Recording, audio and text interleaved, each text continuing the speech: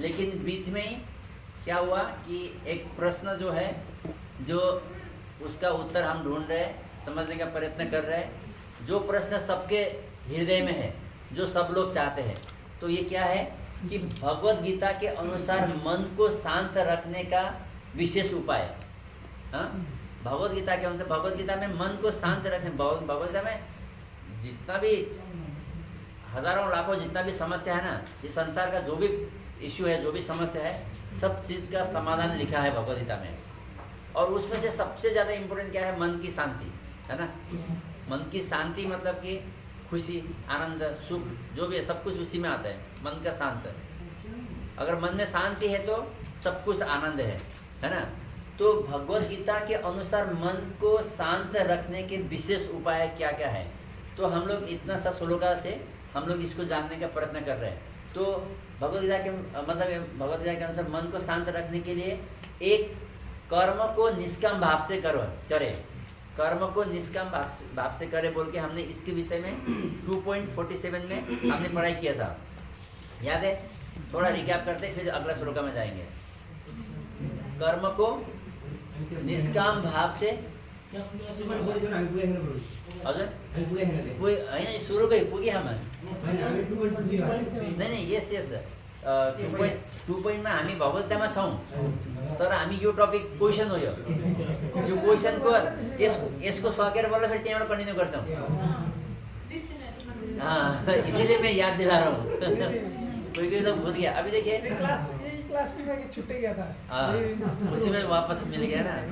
और बात क्या है, मैं क्यों बीच बीच में ऐसा क्वेश्चन डालता हूँ, ऐसा मतलब टॉपिक निकालता हूँ, क्योंकि भगवत गीता का जो हम लोग पढ़ाई कर रहे हैं चैप्टर वाइज, बीच बीच में कोई भक्त छुट्टी में जाते हैं या कोई नए भक्त आते हैं, तो उनको भी कुछ जीवन के संबंधी, अपना शरीर संबंधी या फिर हमारा कृष्ण भावनामृत के विषय में ज्ञान होना चाहिए।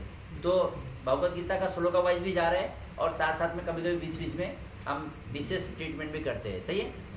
तो इसीलिए अभी हम लोग अभी जो है ये श्लोका खत्म होने के बाद ही हम फिर वहाँ से कंटिन्यू करेंगे। तो अभी हम ये पहला जो है कर्म को निष्काम भाव से कैसे हम कर्म को जब है निष्काम भाव से हम कार्य करेंगे तो मन को शांत रख सकते हैं, इसके विषय में ऑलरेडी सीख लिया, मैं फिर भी रिकैप करता हूँ। उसके बाद विवेक से निर्णय ले, तो मन को शांति करने के लिए विवेक से किस प्रकार हम निर्णय ले सकते हैं और मन को शांति प्राप्त हो सकती है, इसके विषय में हमने पढ़ाई किया, लेकिन थोड़ा मैं इस दोनों को रिकैप करता हूँ, ठीक है। कर्म को निष्काम भाव से कैसे हम मन को शांति कर सकते हैं। जैसा कि अर्जुन को भगवान बोल रहे हैं कि तुमको अपना कर्म करने के लिए अधिकार है, सही है, तुमको अपने कर्म करने का अधिकार है, मतलब कर्म यानी कर्तव्य जो भी है, कर्तव्य करने का अधिकार है, किंतु कर्म के फलों को तुम अधिकारी नहीं हो। अक्सर क्या होता है, हमको दुख क्यों लगता है, क्योंकि हम जो भी कार्य करते हैं उसका फल हमको चाहिए, जब नहीं मिलता है तो हमको दुख हो जाता है, मन दुख हो जाता है ना। तो अभी हम टॉपिक क्या ले रहे हैं, मन की शांति, मन की शांति। तो कैसे हम निष्काम भाव में रहेंगे तो मन की शांति मिल सकती है, ठीक है। तो तुम न तो कभी अपने आप को कर्मों के फलों का कारण मानो, न ही कर्म न करने की कभी आसक्त हो। तो हमको भगवान अर्जुन को क्या समझा रहा है कि हमको कभी भी कर्म करने का, कर्तव्य करने का अधिकार है, उसका फल के लिए हम अधिकारी नहीं हैं। यानी निष्काम भाव से हमको कार्य करना है, कर्म करना है। कुछ भी कार्य करते हैं, कर्म करते हैं तो उसका फल क्या। अभी देखिए, एक माता पिता अक्सर क्या होता है, अपने पुत्र के ऊपर या अपने बच्चे के प्रति बहुत ही ज़्यादा आसक्त रहते हैं कि ये मेरा बेटा जो है बच्चे होके जो है बड़े होके हमको पूरा देखभाल करेंगे, बहुत अच्छे से रखेंगे। बहुत सब लोग का हृदय में ये आशा रहती है ना। हमारा हृदय में रहता है, इधर सुन रहा है बहुत ध्यान से सामने बैठ के सुन रहा है, तो सबके हृदय में ये आशा रहती है। जो भगवत भक्ति में होता है उनका तो थोड़ा अलग विचार होता है, लेकिन जो जिसको इस गीता का ज्ञान नहीं है, कृष्ण भावनामृत में आत्मा साक्षात्कार नहीं हुआ, उनको ज़्यादा आसक्त रहता है, ज़्यादा एक्सपेक्टेशन रहता है, ज़्यादा ये कर्म का फल का आस रहता है। तो वो अगर आगे जाके जब जैसा सोचा वैसा नहीं होता है बच्चे से, तो उनको पूरा बुढ़ापा में बहुत दुख मिलता है कि मैंने इतना दुख करके ये किया, उतना ये किया, ऐसा किया, वैसा किया, लेकिन मेरा साथ में ऐसा हो रहा है।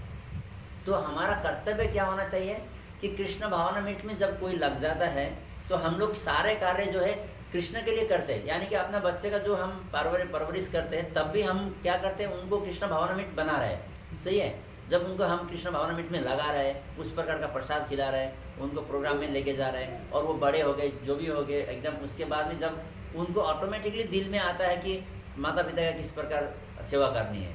सही है। तो उससे भी हमको मन की शांति मिलती है। भगवद गीता के अनुसार मन की शांति उससे ही मिलती है, क्योंकि जब बच्चे अपने हिसाब से हो गए तो मन को शांति मिलती है। अगर बच्चे अपने हिसाब से नहीं भी होते हैं तो हमको फल का अधिकारी हम अपने आप को जब नहीं मानते, जब ये आशा नहीं रखते कि ये लोग देखेगा, हमको आशा किसके प्रति होना चाहिए, कृष्ण के प्रति होना चाहिए। कृष्ण अवश्य रक्षति, है ना। तो भगवान के ऊपर हम अगर भरोसा करेंगे तो भगवान जैसे भी रखेंगे, ठीक है मैंने अपना कर्तव्य पूरा किया, आपका जो बच्चे हैं हमने उनको जो है अपना कर्तव्य पूरा किया, तो अभी आप जैसा उनको देखभाल करना है कर लीजिए, मेरा जैसा मुझे जैसा रखना है रखिए।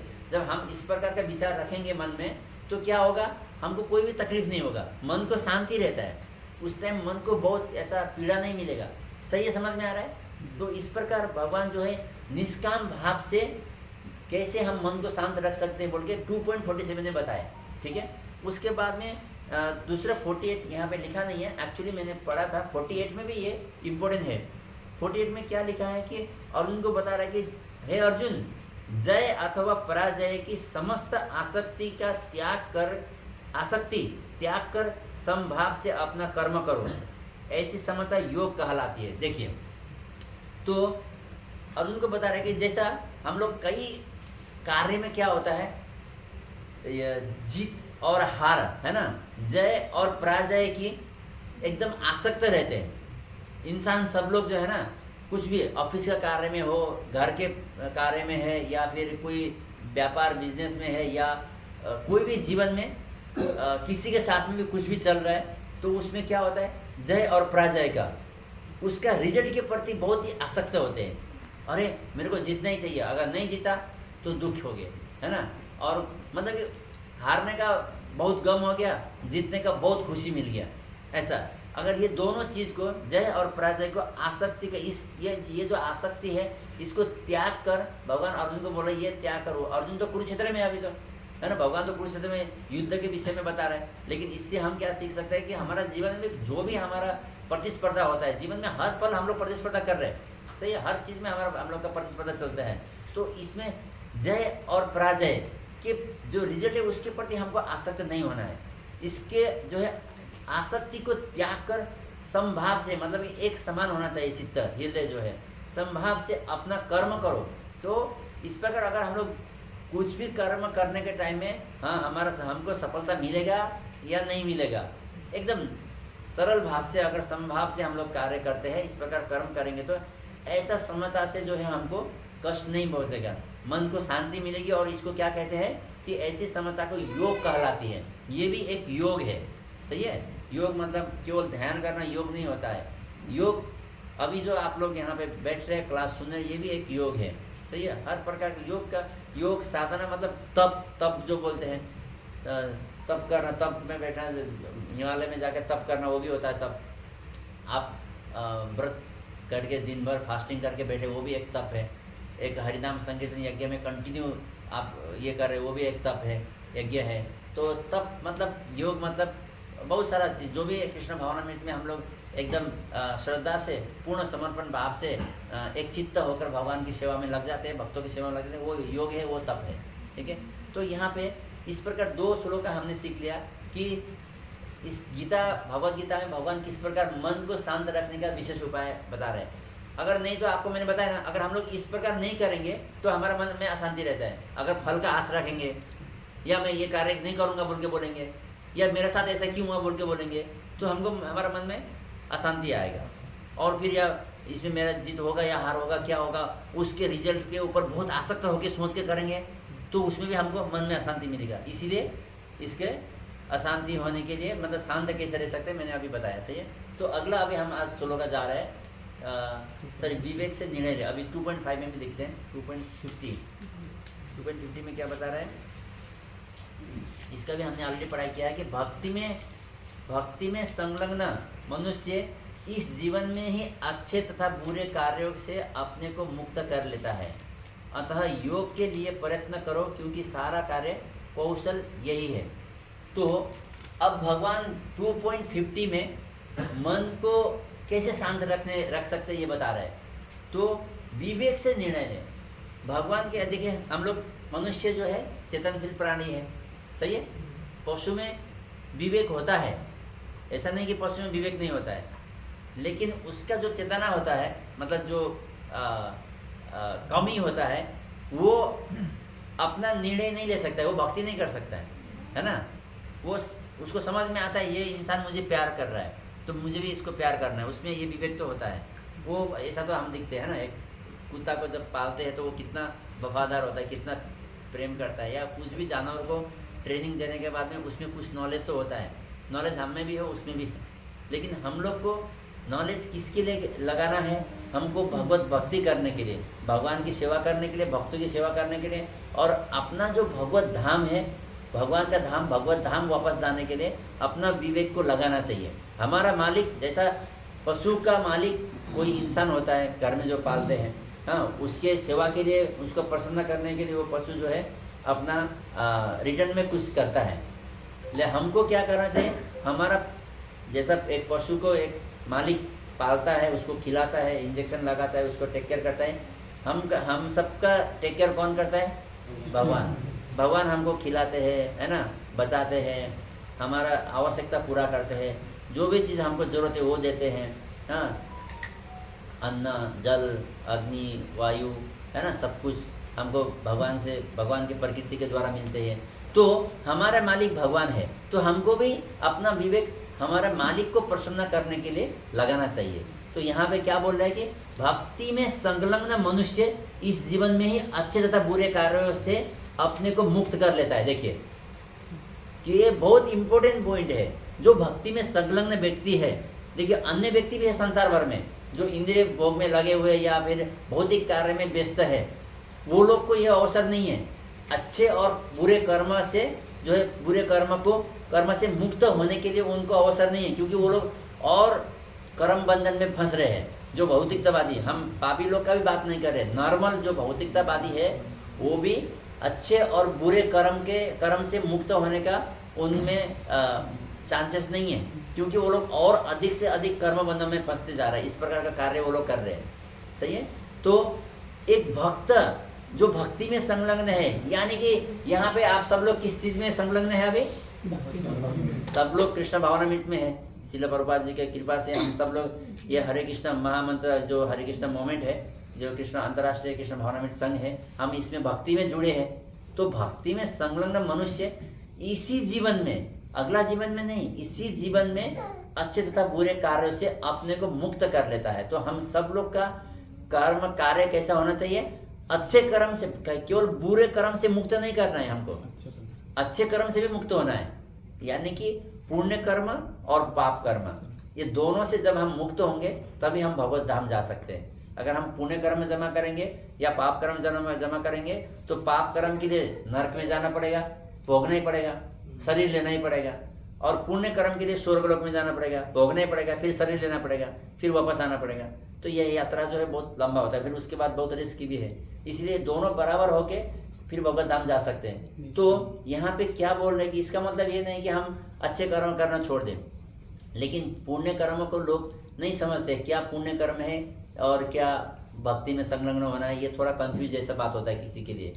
तो पुण्य कर्म देखिए, जो भी आप सेवा कर रहे हैं वो सारा जो मतलब कि किसी अनाथ आश्रम में कुछ दान देना, वृद्ध को प्रसादम खिलाना, या किसी को भी सहयोग करना, रास्ते में चलते फिरते गरीब को, दुखी को हेल्प करना, ये सब कार्य जो है अगर आप बिना भगवान को सेंटर में रखे करते हैं तो ये पुण्य कर्म बन जाते हैं। जो भी आप सेवा करते हैं, ऐसे ही आपने लक्ष्मी दान दे दिया, किसी का सेवा किया, मदद किया, कुछ भी आप जो है धर्म वाला, पुण्य कर्म वाला जो कार्य करते हैं, आपने ये सब में अगर कृष्ण को बीच में नहीं रखा तो ये सब पुण्य कर्म बन जाता है। अगर आपने कृष्ण को बीच में रख के किया, भगवान के माध्यम से किया, तो ये भक्ति मतलब कि ये कृष्णमय बन जाती है। हाँ, इसमें जो है क्या है, ये भक्ति हो गया, ये सेवा हो गया। तो ये जो है डायरेक्ट आपने जो है कृष्ण को अर्पित किया, तो आपको पुण्य कर्म से भी ऊपर का चीज मिल गया। पुण्य कर्म को भोगने के लिए स्वर्गलोक प्राप्त है, और आध्यात्मिक जीवन प्राप्ति के लिए गोलोक धाम है, सही है। तो ये स्वर्गलोक से भी ऊपर का लोक जो है स्वयं भगवान का संगति जो है प्राप्त हो रहा है, वो भी परमानेंट सॉल्यूशन। समझ में आया ये पॉइंट जो मैं बोल रहा हूँ? सब लोग समझ गए? कोई है जो नहीं समझा? पुण्य कर्म क्या है और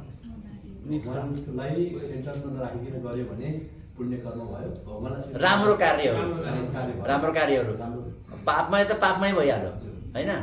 तो जो कार्य आप करते हैं उसको कृष्ण भावना में कैसे रख सकते हैं? जैसा कि आपने ऐसा पर किसी को खाना खिलाने का दिल किया, बहुत गरीब लोग हैं, हाँ भूखे लोग हैं, या बाढ़ आ गया, कुछ किसी का घर गिर गया बाढ़ के वजह से खाना नहीं है, तो आप ऐसे ही लक्ष्मी दे रहे हैं किसी को, उन लोग को खिलाओ बोल के या खाओ बोल के ऐसे ले आके दे दिया, वो पुण्य कर्म हो गया। आपने आपके पास धन है और वो पुण्य कर्म में लागू हो गया।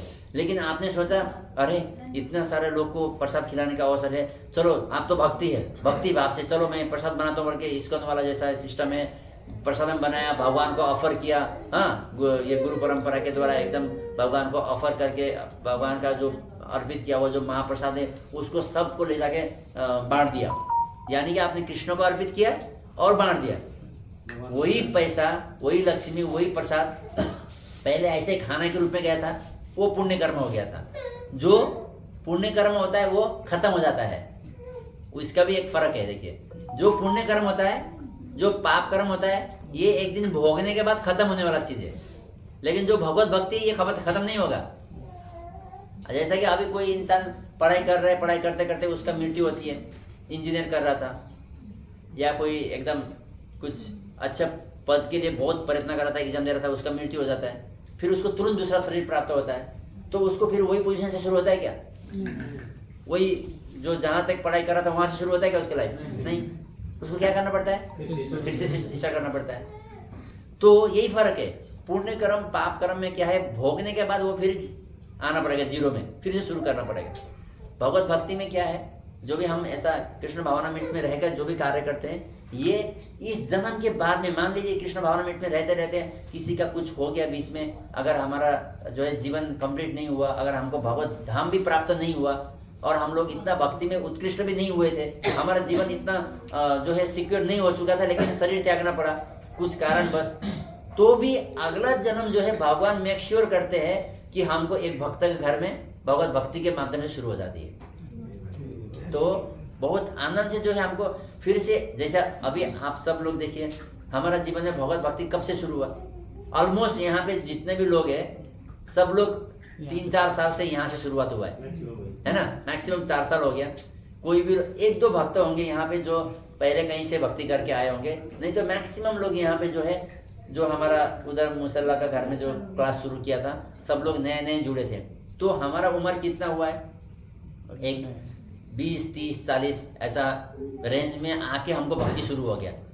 तो अगर हम लोग ये भक्ति करते करते, थोड़ा सा चैंटिंग करते करते, हाँ इस प्रकार हम लोग भक्ति करते करते, अगर बाई चांस अगर हमारा कृष्ण भावना मिट में हम लोग पूर्ण हुए भी नहीं, हम सक्षम हुए भी नहीं, आत्मा साक्षात्कार हुए भी नहीं, हमारा अगर इस प्रकार रुकावट हो भी जाता है, तो अगला जन्म जो है फिर वो 20-25 साल होने के बाद जो मिला, ऐसा जरूरत नहीं है। भगवान क्या करते हैं, एक धनवान परिवार में, एक ब्राह्मण कुल में, एक भगवत भक्त के घर में एकदम पूर्ण संपूर्ण सुविधा के साथ उसको वहां पे जन्म देते हैं। क्योंकि जन्म और मृत्यु किसके हाथ में है? भगवान के हाथ में है। हमारा हाथ में है क्या? नहीं है। कोई राजा भी दे सकता है क्या? मैं राजा हूँ, किंग हूँ, मेरा पास सब पावर है, मैं ये जन्म के बाद भी अगला जन्म में भी राजा ही बनूंगा, ऐसा पॉसिबल है? नहीं है। राजा है, किंग है, बॉस है, लेकिन अगला जन्म उसका हाथ में नहीं है। लेकिन सोचते नहीं ना, अगला जन्म में राजा ही होंगे जैसा करते हैं। अरे बोल, सही बात है, बहुत अच्छी बात है। तो लोग यही तो दुख की बात है कि लोग ये नहीं सोचते हैं। हजुर, प्रसाद तो खिला, चलो भगवान को ऑफर करके लक्ष्मी दे रहे तो फिर कैसे सोचना? हाँ, वो भी एक पुण्य कर्म है। देखो, लक्ष्मी जो ऐसे देते हैं, बहुत सारे लोग इंद्रिय भोग के लिए लगाते हैं, शराब पिलाते हैं, पार्टी करते हैं, लेकिन उसने लक्ष्मी एटलीस्ट किसी गरीब को खिलाने के लिए, जो बाढ़ आया है, जो भूखा है, रास्ता में खाना नहीं है, उसको खिलाने के लिए पैसा खर्च कर रहा है, तो उसको बुरा तो नहीं है, हाँ बुरा नहीं है, वो पुण्य कर्म है। उसने शराब पिला के जुआ में उड़ाने से अच्छा है उसने किसी की गरीब का खाना खिलाया। पुण्य कर्म, देखिए पाप कर्म से पुण्य कर्म बेटर है, बहुत अच्छा है। लेकिन हम क्या बोल रहे हैं, पुण्य कर्म से भी और हायर लेवल का आपको जो है उपहार का हम बात कर रहे हैं। तो भगवान ने ये सृष्टि बनाए हैं। ये संसार में हर प्रकार के जीवात्मा है, हर प्रकार के इंसान है। उनका बुद्धि सब आप कल्पना भी नहीं कर सकते, ऐसा लोग भी है। इतना मूर्ख लोग भी है संसार में, और बहुत बुद्धिमता वाले बुद्धिमान लोग भी है। हम दिखते हैं ना कभी कभी, अगर हम सोचते कहीं कहीं पे कुछ लगा हुआ है सेल के लिए, हम सोचते अरे ये कौन खरीदा है, क्या मूर्ख लोग खरीदते हैं, ये क्या है ऐसा सेल करने के लिए, ऐसा सोचते हैं कभी कभी। लेकिन उसको खरीदने वाले लोग होते हैं, उसको खरीदने वाले लोग भी है।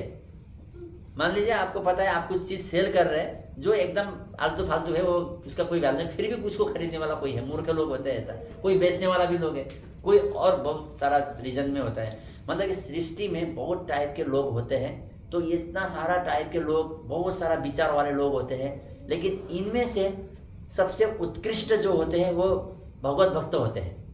हाँ, ये जो भगवत भक्त होते हैं ये सबसे उत्कृष्ट है संसार में, संसार भर में।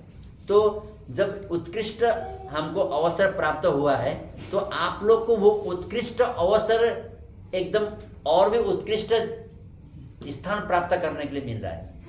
यानी कि अन्य जो लोग हैं उनको पाप कर्म करने का अवसर है, पुण्य कर्म करने का अवसर है। आपको वही कार्य, वही इन्वेस्टमेंट में आपको हायर जो है रिटर्न मिल रहा है। तो जो मेरा प्रश्न ये था, मतलब जैसे कि प्रसाद तो खिला लेता है, अगर लक्ष्मी दान कर रहे हैं तो किस भाव से दान करना चाहिए?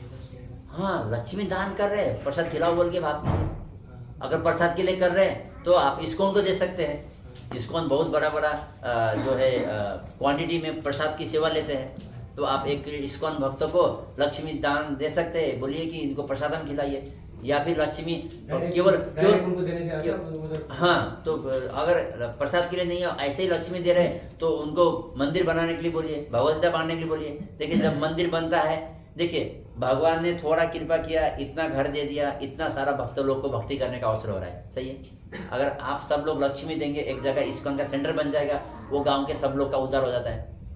अगर आप लक्ष्मी देंगे इस्कॉन में, वो भगवत गीता बांटेंगे, बहुत दूर दूर तक जो भगवत गीता नहीं खरीद सकते ब्रह्मचारी लोग जा जाके भगवत गीता बांटेंगे, उनका जीवन उद्धार हो जाता है। जैसा हमारा हो गया, हमको किसी ने भगवत गीता दिया ट्रेन में, पढ़ो बोल के।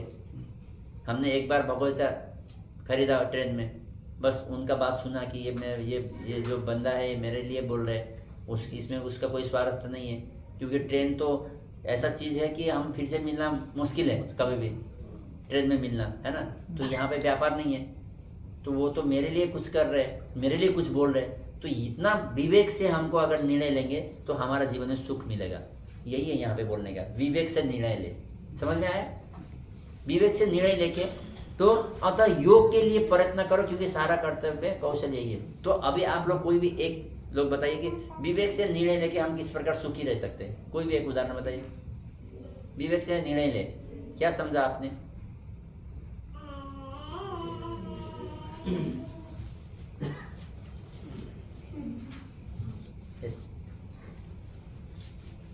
विवेक से निर्णय ले, तो फिर से रिपीट करना पड़ेगा, समझ में नहीं आया तो। विवेक से निर्णय ले, कैसे हम देखिए मन को शांति कर सकते हैं। अभी भगवान ने बताया कि भक्ति में संलग्न मनुष्य बुद्धिमान होता है। जब बुद्धिमान मनुष्य अपना विवेक को यूज करते हैं, कृष्ण भावनामृत में लग जाते हैं, तो इस प्रकार भगवत भक्ति में लग जाते हैं, तो हमसे बहुत सारा पाप कर्म से हम बच जाते हैं। तो हमारा भय नहीं रहता है। और वो पाप कर्म करते हैं तो हमको रिटर्न में भी मिलता है। किसी किसी को इमीडिएटली रिटर्न मिलता है, किसी किसी को थोड़ा दिन बाद में वो पाप कर्म का रिटर्न मिलता है, किसी किसी को अगला जन्म में जाकर रिटर्न मिलता है ना। तो मन को शांति, अगर आप सोचिए एक बार, किसी ने कहीं पे जाके चोरी करके आए, वो शांति से रह सकता है? सिंपल सी बात है ना। अगर किसी ने कहीं पे जाके बहुत अच्छा रहा, दिन भर सेवा करके, प्रसादम करके या बर्तन साफ करके सेवा करके आए, तो उसको क्या मिलेगा? शांति मिलेगा, मन की शांति मिलेगा, नहीं मिलेगा? तो अगर आपका विवेक आप सही चीज में लगाते हैं तो मन को शांति मिलता है। अगर आपका विवेक आप गलत चीज में लगाते हैं तो अशांति मिलती है। समझ में आया? क्लियर? अरे बोल, बहुत समझदार है आप। तो अभी हम लोग जाते हैं भगवत गीता 6.5 में, ठीक है। जब समझ में नहीं आता है तो बोलना चाहिए। ठीक है प्रभु जी, माता जी, सब लोग 6.5। अब आता है तीसरा, मन की नियंत्रण द्वारा। ये बहुत ही इंपॉर्टेंट है। हाँ प्रभु जी, अर्जुन भी बोलते हैं चंचल ही मना कृष्णा। हाँ, भगवान को बोलते कि हे भगवान, हे कृष्णा, मैं ये जो हवा की जो वेग है ना, इसको मैं कंट्रोल कर सकता हूँ। हवा का गति को देखिए, हवा को वेग को कंट्रोल करना कितना मुसीबत है, वो पॉसिबल ही नहीं है ना। अर्जुन बोलते हैं, हाँ, जो भगवान के साथ समक्ष है अभी, वो बोलते हैं कि अर्जुन बोलते हैं कि चंचल ही मना कृष्णा, तो कि मैं हवा का जो वेग को जो है मैं कंट्रोल कर सकता हूँ हे कृष्णा, लेकिन मेरा मन का जो वेग है ना, उसको मैं कंट्रोल नहीं कर सकता हूँ। तो अगर इंसान हृदय का जो मन का वेग को कंट्रोल कर सकता है, तो उसको मन को शांति एकदम सुकून से, मतलब आराम से प्राप्त होती है। तो भगवान यहाँ पे समझा रहा है। और श्री उपदेशामृत में बोलते हैं कि वाचो वेगम मनसा क्रोध वेगम जिह्वा वेगम उदर उपस्थ वेगम। हाँ, तो वाचो वेगम, वाणी के जो वेग होते हैं, वाचो वेगम मनसः क्रोध वेगम, मन की वेगों को, क्रोध की वेगों को, हाँ, इसको जो है कंट्रोल करना चाहिए। तभी जाके हम एक अच्छा भक्त बन सकते हैं, एक अच्छे गुरु बन सकते हैं। तो यहाँ पे कृष्ण बता रहे हैं कि मन की द्वारा, मन की नियंत्रण द्वारा किस प्रकार हम शांति पा सकते हैं। तो 6.5 कभी कभी वो मन कंट्रोल ही नहीं होता है ना, जब गुस्से में रहते हैं। बहुत बढ़िया। जब किसी से गुस्सा आता है, कितना भी इसमें वो कंट्रोल ही नहीं होता, उस टाइम क्या करें फिर? बहुत अच्छी बात है, ये तो बहुत अच्छा क्वेश्चन है। तो इसका प्रभाव तो हम सबको बहुत पड़ता है। अभी आप सबके तरफ से इधर से पूरा क्वेश्चन आंसर लेके बैठी है माता जी, तो बहुत अच्छी बात है। तो हाँ, यही तो बोल रहे हैं, इसी का तो टॉपिक हो रहा है कि जब गुस्सा आता है तो मन कंट्रोल में नहीं होता है। यही तो प्रैक्टिस करना है, इसीलिए तो हम यहाँ पे आए हैं, हर चीज का प्रैक्टिस करना। अभी देखो, हो रहा है, 10-12 साल हो गया। ओके, बहुत अच्छी बात है। 10-12 साल से हम प्रयत्न कर रहे हैं, लेकिन गुस्सा के टाइम में मन कंट्रोल नहीं हो रहा है। लेकिन इसमें एक बात समझ में आता है, क्या आपको इतना तो पता चला कि मैं कंट्रोल नहीं कर रही हूँ, कंट्रोल नहीं कर रही हूँ, और कंट्रोल नहीं करनी और करना है बोल के प्रयत्न किया। तो ये जीवन ऐसा है, देखिए हम लोग ये जीवन में ऐसा कभी भी ऐसा दिन नहीं आएगा कि मैं भक्ति में पूर्ण हो गया, अब मेरा भगवत भक्ति खत्म हो गया, मैंने प्रभु जी से सब सीख लिया, A to Z नोट किया था, पूरा भगवत गीता पढ़ाई किया, A to Z समझ गया, अब मेरा भक्ति पूर्ण हो गया, अब मेरा पुष्प विमान आता ही होगा। मैं खाली टक करके उससे बैठूंगा और एकदम फ्लाई करके चले जाऊंगा। ऐसा दिन कभी भी नहीं आने वाला है, सही है ना। तो ऐसा दिन आने वाला है कि मैंने सारा शास्त्र का अध्ययन कर लिया, शास्त्र का जो है इतना अध्ययन कर लिया कि मेरा अध्ययन जो है पूरा हो गया, पूर्ण हो गया, अब मुझे पढ़ने के लिए कोई बाकी नहीं है। ऐसा भी दिन कभी नहीं आने वाला है।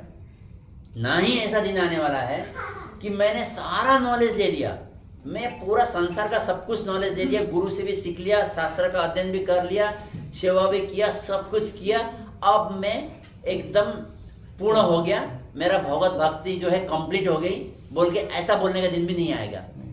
यानी कि क्या कहना चाहता हूँ, हम लोग प्रत्येक दिन जो हम लोग जपा कर रहे हैं, हाँ, हरे कृष्णा कृष्णा कृष्णा हरे हरे, हरे राम राम राम हरे हरे। जब हम लोग इस प्रकार जो जपा करते जाएंगे, किसी दिन जपा में हमारा ध्यान रहता है, किसी दिन ध्यान नहीं रहता है, किसी दिन आनंद आता है, किसी दिन कुछ भी नहीं आता है।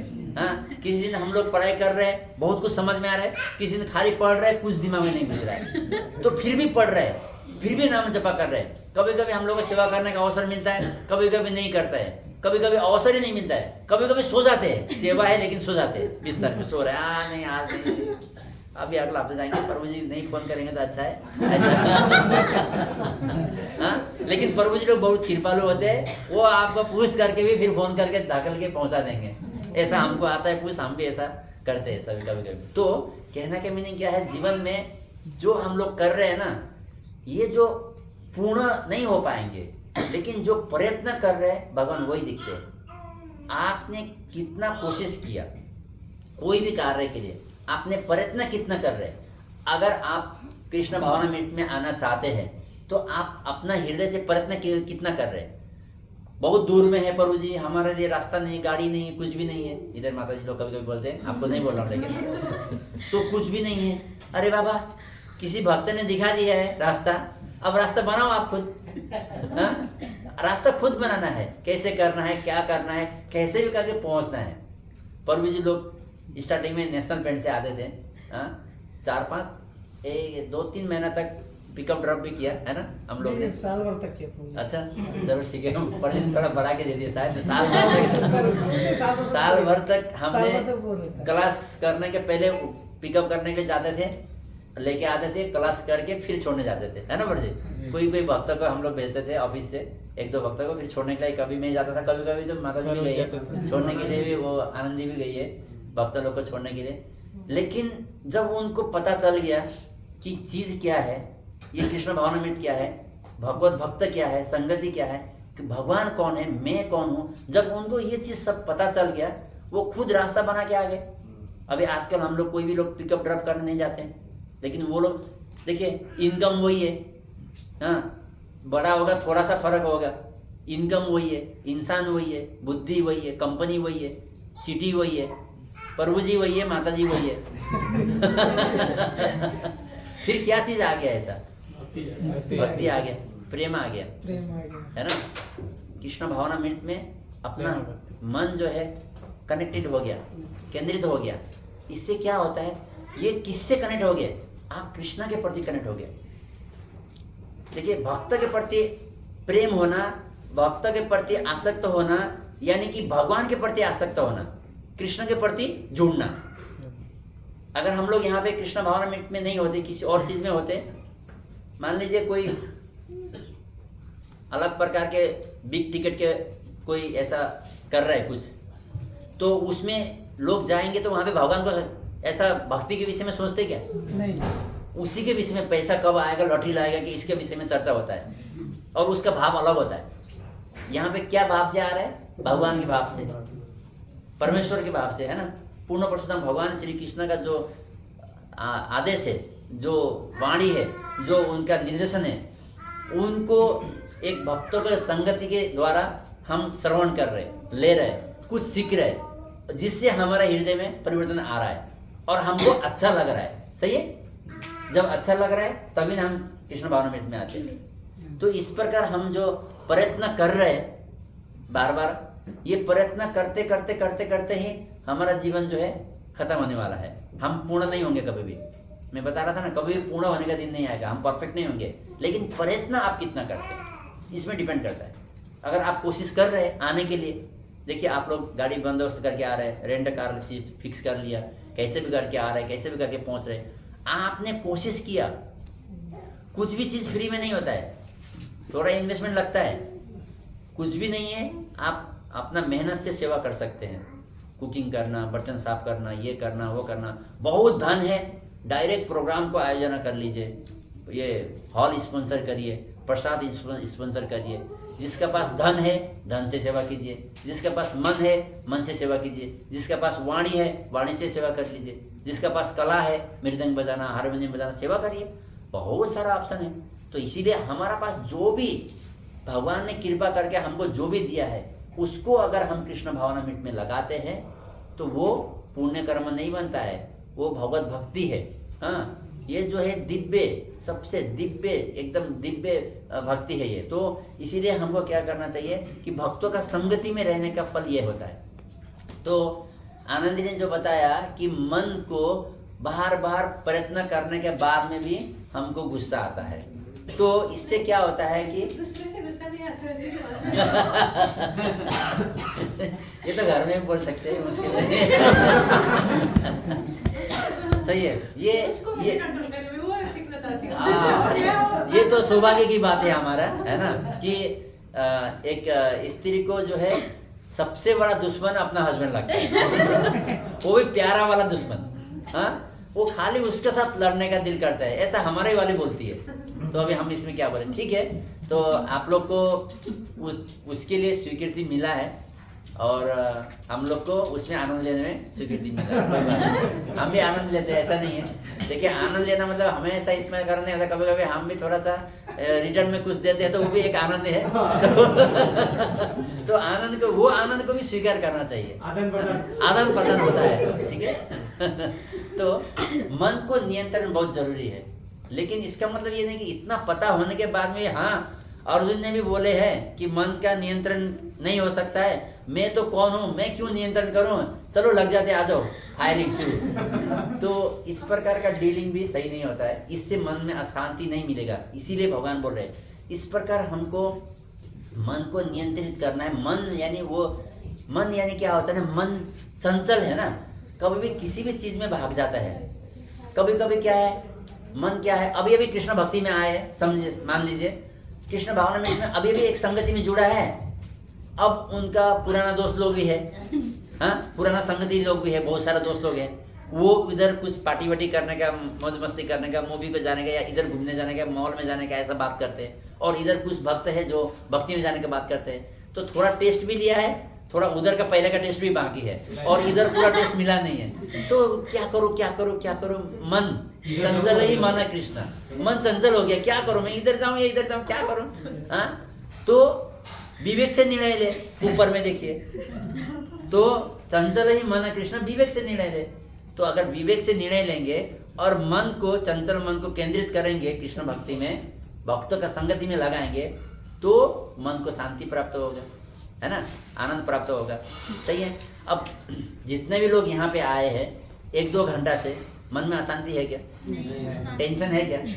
अब मान लीजिए जो भक्त का मैंने बात किया, जो नए नए लोग, इधर जाऊं या उधर जाऊं, जो अशांति, अगर वो इधर में तो श्योर है कि शांति मिलेगा, कीर्तन में भी आनंद आया, संध्या आरती में भी आनंद आया, हरे कृष्ण महामंत्र जप किया, बड़ा आनंद आया, कथा सुन रहे फिर भी आनंद आया, नहीं तो नींद तो आया। एक तो आएगा, या तो आनंद आएगा या ये नींद आएगा। सही है, ये भी गारंटी है। नींद तो, हाँ हमारा भक्त बहुत अच्छे है, कोई भी लोग सोते नहीं है, सब एकदम एनर्जी में रहते हैं। मैं ये विशेष नहीं, सही में ये विशेष वरदान है आप लोग के ऊपर कि आप लोग कोई भी लोग ना क्लास में नहीं सोते, बहुत अच्छे हैं, सच में। नाइट की क्लास में, जो मॉर्निंग वाला क्लास होता है ना, उसमें नींद आने लगती है। अच्छा आनंद से आता है ना। चाहे वही तो या तो मन में शांति आनंद आता है, मैक्सिमम नींद आता है। लेकिन अगर वही भक्त अगर बाहर में कहीं जाता तो क्या क्या आता है, फाइन आता है। फाइन आता है ना, कभी पुलिस फाइन। अब इधर से जेबरा क्रॉसिंग कर रहा था, शॉर्टकट में उधर से मारे, उधर से आजा इधर यल्ला जीवा का मां, हाँ फिर उसके बाद शुरू। तो उधर क्या आता है, फाइन आता है। उधर क्या आता है, परेशानी आता है, किसी के साथ लड़ाई हो गया, झगड़ा हो गया, किसी को कुछ काम में गया था और कुछ हो गया, फाइन आता है, लड़ाई होता है और टेंशन आता है, मन का अशांति चला जाता है। तो डिसाइड आपको करना है क्या चाहिए, विवेक से निर्णय है ना। तो भगवान देखिए कितना सुंदर से हमको एक ही सवाल का क्वेश्चन, हम अभी यही 16 का में फिर 1000 क्वेश्चन के आंसर भी ढूंढ सकते, 1000 क्वेश्चन के आंसर भी ढूंढ सकते हाँ यहाँ पे। तो डिस्कशन इसीलिए गीता का एक श्लोका को भी इसलिए कहा गया है, अगर भगवत गीता का एक श्लोका को भी किसी ने ठीक से समझा तो उसका जीवन जो है आत्म साक्षात्कार प्राप्त कर सकता है। क्यों? क्योंकि एक श्लोका में बहुत कुछ है समझने के लिए, बहुत कुछ है। अभी हम एक दृष्टि से दिख रहे हैं, अभी हम पढ़ाई करते करते जाएंगे ना, इसी श्लोका में हम दूसरा दृष्टि दिखेंगे आगे पे। सही है, हरि बोल। मैं माता जी ने एक क्वेश्चन पूछा, जैसे इतना साल हम भक्ति करने के बाद में तो भी हम लोग गुस्सा आता है, जब भी गुस्सा आएगा तो हम लोग को सही विवेक नहीं आ जाता है उसमें। हाँ प्रभु जी, इस बात को मैं आंसर देता हूँ। अगर आप सही में अपना विवेक को यूज करना चाहते हैं और अगर आपका गुस्सा को कंट्रोल करना चाहते हैं तो इसका एक सोल्यूशन है। एक उदाहरण देता हूँ। आप सब ने दिखे होंगे सोशल मीडिया में, टीवी में, कि जंपर जो होता है इंसान, जो जंप करता है, यहाँ से बहुत दूर दूर तक जंप करता है। हम लोग इधर तक करते हैं, वो लोग बहुत दूर तक जंप करते हैं। कोई हेलीकॉप्टर से आसमान से जंप कर रहा है, डाउन हेलीकॉप्टर से, है ना, बुर्ज खलीफा से, अभी आपको वही चीज पैराशूट पहना देंगे, आप कर सकते हैं? यहाँ पे कोई कर सकता है? नहीं, वो क्यों कर सकता है? प्रयास प्रैक्टिस, प्रयत्न। वो जंप करने का प्रयत्न किया उसने ठान लिया कि मैं जंप करके रहूंगा। पहले 1 फ्लोर से, 2 फ्लोर से, 10 फ्लोर से, 50 फ्लोर से, 100 फ्लोर से, फिर उसके बाद आसमान हेलीकॉप्टर से, उसके बाद में तो ऐसा जंप कर रहे हैं अभी आजकल तो बस कुछ भी हो। उनका फियर निकल गया, उनका टारगेट क्या है? जंप करना। उन्होंने उस जंप को एक मिशन बनाया है। आप भी अपना मन को कंट्रोल करने का मिशन बनाइए, प्रयत्न करिए। आसान है, एकदम आसान है। अगर आप सच में कंट्रोल करना चाहते हैं अपने आप को, प्रयत्न करना है। ऐसा नहीं, देखिए वो 1-2 लोग आते हैं भक्ति में, प्रभु जी हमको भक्ति नहीं हो पा रहा है, हाँ क्लास में चाहते तो है लेकिन भक्ति नहीं हो पा रहा है। ऐसा बहुत लोग ऐसा विचार में आता है पुराना भक्त में। लेकिन बात एक होता है, आप गाड़ी चला रहे हैं, गाड़ी बहुत लोग यहाँ चला के आते हैं, सही नहीं तो भी मैं नियम बता देता हूँ। गाड़ी में 2 चीज़ होता है, इधर ऑटोमेटिक गाड़ी में 2 चीज़ होता है, एक ब्रेक होता है, एक एक्सीलेटर होता है। मैनुअल गाड़ी में, पहले गाड़ी में क्लच भी था, अभी क्लच नहीं है, ज़्यादा ब्रेक और एक्सीलेटर है। और एक्सीलेटर दबाएंगे तो गाड़ी कूदता है, ब्रेक दबाएंगे तो गाड़ी रुकता है, हाँ। लेकिन आपने ब्रेक को भी जोर से दबाया, एक्सीलेटर को भी जोर से दबाया एक साथ में, क्या होगा? गाड़ी उधर रहेगी, उधर से धुआं निकल रहा है, आवाज आ रहा है, और गाड़ी थोड़ा भी नहीं हिल रहा है। कहने का मीनिंग क्या है? आप भक्ति भी करना चाहते हो, कर रहे, और मस्ती भी करना चाह रहे, कर रहे, तो गाड़ी कहीं नहीं जा रही। कहाँ जाएगा? आपको गाड़ी भी चलाना है, मतलब आगे तो कैसे जाएंगे? आप जहाँ थे वहीं पे है, खाली प्रभु जी बन गए। सही है, खाली प्रभु जी बन गए, माता जी बन गए। आपको यानी ड्राइविंग लाइसेंस मिल गया, लेकिन आप गाड़ी लेके कहीं नहीं जा रहे, खाली एक ही जगह बैठ के दोनों दबा के बैठ रहे, गाड़ी हिल ही नहीं रही है। फिर बोलते कि मुझसे गाड़ी नहीं चला जा रहा है, लाइसेंस मिल गया, कंठीमाला मिल गया, तिलक मिल गया, भगवत गीता हाथ में मिल गया, प्रभु जी भक्तों का संगति भी मिल गया, यानी कार भी मिल गया, लाइसेंस भी मिल गया, ड्राइवर सीट में बैठे, दोनों ब्रेक और क्लच में दबा के बैठे, आवाज भी आ रहा है, लेकिन गाड़ी नहीं जा रही है। समझ में आया?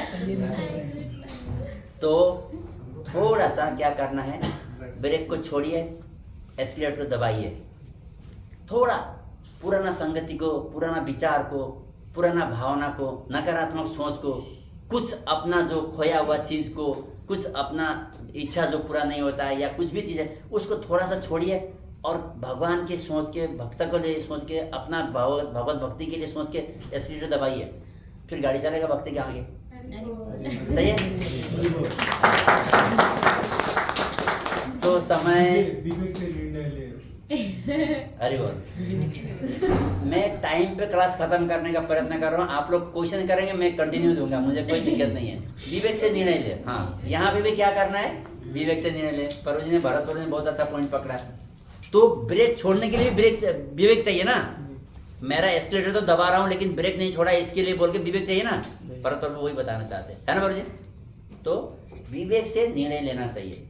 अगर इस प्रकार हम कार्य करेंगे, जीवन बड़ा आनंद में जाएगा, बहुत सुकून में जाएगा। सही है? हरे कृष्णा, बहुत बहुत धन्यवाद। नहीं, ऐसा क्वेश्चन प्रश्न ऐसा करते जाएगा ना, मजा भी, मतलब मजा आएगा, मतलब भूल नहीं सकता, अंडरस्टैंडिंग ज्यादा होगा। हरि बोल। आनंद भी आएगा। इसीलिए तो आनंदी माता जी हम लोग कृपा करने के लिए पूछते रहते हैं प्रभु जी। और ये जितना जो लिखा ये है ना, सब माता जी ने पहले से लिख के रखा है, प्रभु जी उधर लिख करके लेकर दे रहे हैं। वो उसने लास्ट टू लास्ट 2 दिन कल हमारा भगवत गीता चलते चलते उसने एक दिन क्वेश्चन कर दिया ना,